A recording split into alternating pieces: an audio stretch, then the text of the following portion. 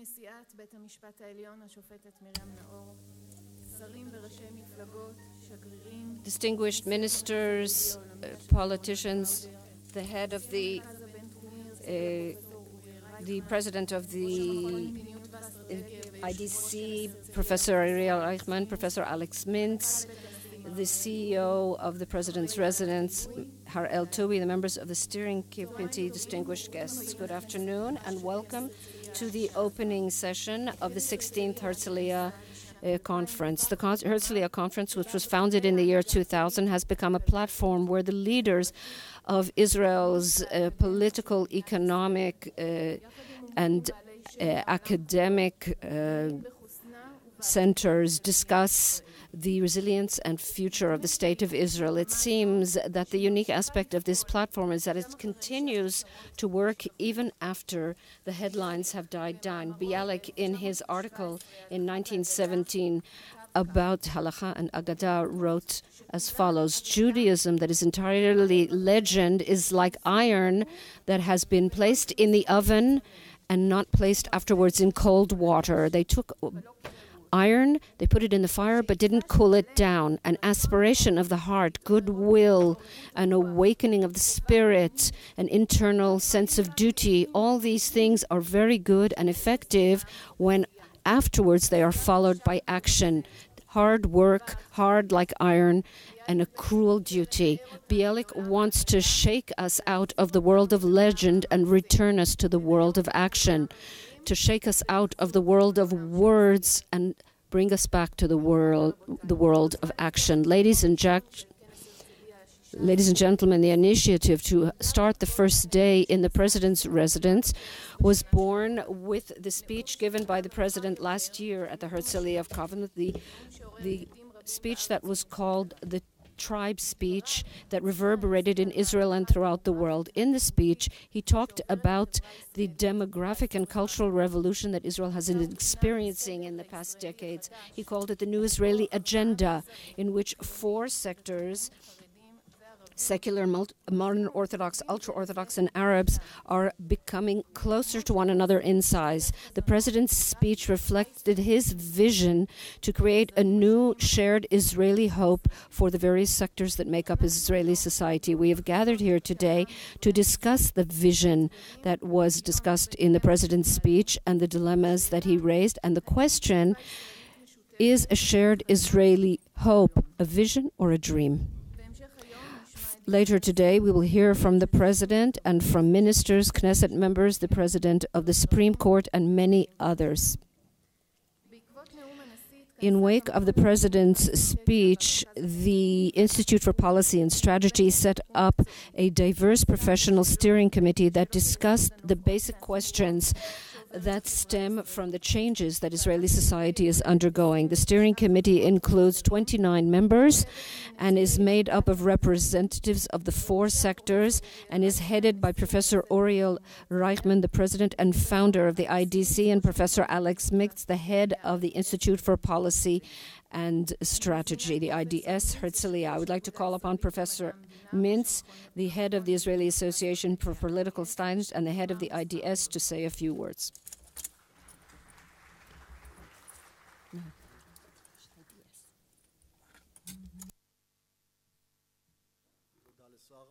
Thank you. Thank you, Sarah. Good afternoon. Welcome to the opening session of the Herzliya Conference. The Herzliya Conference has always focused on national resilience. We broke it down to various components of politics. Added a few years ago Israeli and global innovation in wake of the startup nation. But I think we can't talk about national resilience today without focusing on a further component, and that is national solidarity. We cannot withstand a missile attack, which we have experienced and perhaps may experience again in the future, without social solidarity. And that's why we're here in the President's Residence, because as noted, the President Rivlin, last year in his speech at the Herzliya conference noted that there is no clear majority and minority in history. There are 4 tribes more or less equal in size: the secular, modern Orthodox, ultra-Orthodox, and Arab. This reality, this demographic reality, which called for a new national agenda, this has,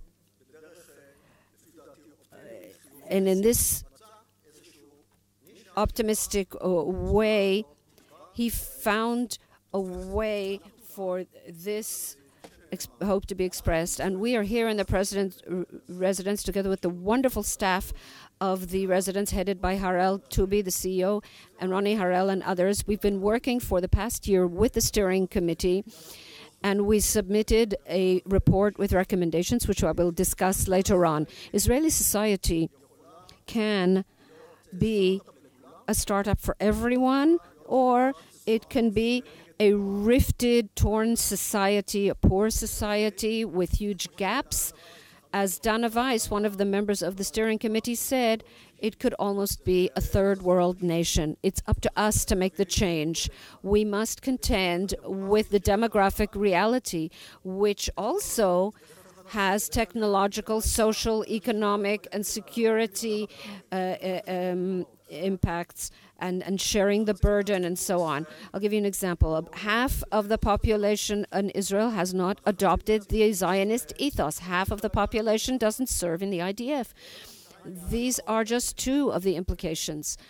And we, in the IDC and in the IPS, don't want this to be just a declaration. We want this conference to lead to a transition from vision to reality, to take the President's vision and to translate it into reality. And at the end of the day, I will talk about the recommendations of the Institute for Policy and Strategy, the IPS, and that is what we want to do, to translate it from vision to reality. And I have to say, it's not a simple matter, because the findings of a survey that the IPS carried out regarding the ability to create a shared Israeli society, 47% of the secular, 42% of the modern Orthodox, 23% only of the ultra-Orthodox, and 9% of the Arabs say it's possible, that it is possible to create a shared society. There are subjects that were important to them, where the seculars wanted poverty to be eradicated, the modern Orthodox were cared about Shabbat, the ultra-Orthodox cared about studying Torah, and among the Arabs, they were interested in education. There are very serious differences among the different groups. If we look about characterization regarding their political outlook, we can see in the modern Orthodox sector, 75% define themselves as right. Among the secular, the center-left is the majority, and among the Arabs, of course, that's understood. So there is a very complex reality, very rifted, very different, and it's in our hands to advance shared Israeliness. We are translating what the President says into shared Israeliness, how these 4 tribes can create a common denominator and advance for a better Israel, so that we can be a light unto the nations, but in a real way, with better relations among our own tribes, and to move in the direction of unity and social solidarity. Thank you very much.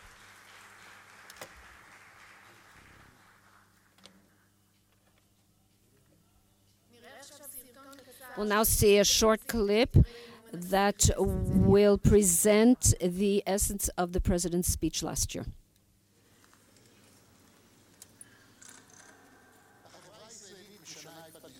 Israeli society is changing its face. This is not a simple matter.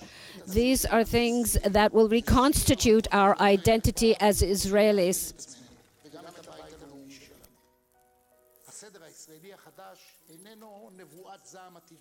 זוהי מציאות המשתקפת לנגד עינינו. ראו הרכב כיתות א' במערכת החינוך הישראלית. בשנות ה-90 החברה הישראלית הייתה חברה בנויה מרוב ברור ומוצק, שלצידו קיימים מיעוטים. רוב ממלכתי גדול, שלצידו 3 מיעוטים. ציבור דתי-לאומי, מיעוט ערבי ומיעוט חרדי. כיתות א' היום מורכבות מכ-38% חילונים, כ-15% דתיים לאומיים, כרבע ערבים וקרוב לרבע חרדים. התהליכים הדמוגרפיים המעצבים מחדש את פניה של החברה הישראלית יצרו למעשה סדר ישראלי חדש. סדר שבו אין עוד רוב ברור ואין גם מיעוטים ברורים. סדר אולי שבו החברה הישראלית מורכבת מ4 מגזרים, ואם נרצה 4 שבטים מרכזיים, שונים במהותם אלה מאלה, שילכו ויתקרבו זה לזה בגודלם. החלוקה החמורה הזאת של החברה הישראלית מתבטאת בראש ובראשונה בחלוקה ל4 זרמי חינוך שונים ונפרדים בתכלית. ילד מבית אל, ילד מרהט, ילדה מהרצליה וילדה מביתר עילית. לא רק שהם לא נפגשים, אלא הם גם מתחנכים לתפיסה שונה בתכלית לגבי ערכי היסוד ואופייה הרצוי של מדינת ישראל. האם תהיה זאת מדינה חילונית וליברלית, יהודית ודמוקרטית? האם תהיה זאת מדינת הלכה יהודית או דמוקרטיה הלכתית? האם תהיה זאת מדינת כל אזרחיה או לאומיה? שבט, שבט, שבט, שבט. באופן דומה, לכל שבט מדורת השבט התקשורתית שלו. העיתונים, אותם הוא קורא, ערוצי הטלוויזיה בהם הוא צופה. כך, לכל שבט גם ערים משלו. תל אביב, אום אל פחם, אפרת ובני ברק. הסדר הישראלי החדש הוא מציאות בעלת השלכות מרחיקות לכת על החוסן הלאומי של מדינת ישראל, על העתיד של כולנו. כדי ליצור תקווה מוכרחים להכיר את העובדות. הדחקה או מאבק לא יועילו. כולנו, חרדים וחילונים, דתיים וערבים, כאן, כולנו כאן כדי להישאר כאן, ועלינו להבין איך אנו עושים את זה יחד. אם חפצי חיים אנחנו, אם חזון המדינה היהודית והדמוקרטית הוא חלום חיינו, משאת נפשנו, הרי שאנו נדרשים היום להישיר מבט למציאות הזאת. וזאת, מתוך מחויבות עמוקה למצוא יחד תשובות לשאלות, מתוך נכונות לסרטט יחד כל שבטי ישראל חזון משותף של תקווה ישראלית. הסדר הישראלי החדש דורש מאיתנו היום לעבור מהתפיסה המקובלת של רוב ומיעוט לתפיסה חדשה של שותפות בין המגזרים השונים בחברה הישראלית. ישנם 4 יסודות שעליהם השותפות הזו מוכרחה לעמוד. הראשון הוא בתחושת הביטחון של כל מגזר, בכך שהכניסה לשותפות הזאת אינה כרוכה בוויתור על מרכיבי היסוד של זהותו. החרדי, החילוני, הדתי או הערבי אינם יכולים להרגיש שציפור נפשם נמצאת בסכנה או תחת איום כלשהו. היסוד השני הוא האחריות המשותפת. כאשר אף שבט אינו מיעוט, אף צד לא יוכל להימלט מנשיאה באחריות לגורלה ועתידה של מדינת ישראל וכלל החברה בישראל. היסוד השלישי הוא הוגנות ושוויון. כדי להבטיח את השותפות בינינו, יהיה עלינו להבטיח שאף אזרח אינו מופלה לרעה או לטובה מתוקף השתייכותו המגזרית. כן, והיסוד הרביעי והמאתגר מכולם הוא יצירת הישראליות המשותפת. הפסיפס הישראלי המתהווה איננו גזרה, אלא הזדמנות אדירה. הזדמנות הטומנת בחובה עושר תרבותי, השראה, אנושיות ורגישות. אם נאמין שלא נגזר עלינו, אלא נועדנו לחיות יחד, נוכל האתגר. יהיה עלינו להבין כיצד נראה חינוך לשותפות בהינתן מערכות חינוך נפרדות. כיצד מנהלים משק ומגזר ציבורי שמצטיינים בגיוון תעסוקתי. כיצד נראה תקשורת שמצליחה לשמש גם כפלטפורמה משותפת. אקדמיה שאינה מתפשרת על איכות, אבל יודעת לייצר סביבה תרבותית רגישה. פוליטיקה ושיח פוליטי שמביאים בחשבון את הרגישויות והיסודות של השותפות. ביסוסה של השותפות הזאת היא משימה אדירה. אני עומד כאן בפניכם מתוך תחושה עמוקה שהחברה הישראלית זקוקה היום לקריאת השכמה. אני קורא היום לכולכם, התגייסו יחד איתי לאתגר. רק כך, יחד ובשותפות, נוכל לחדש תקווה ישראלית.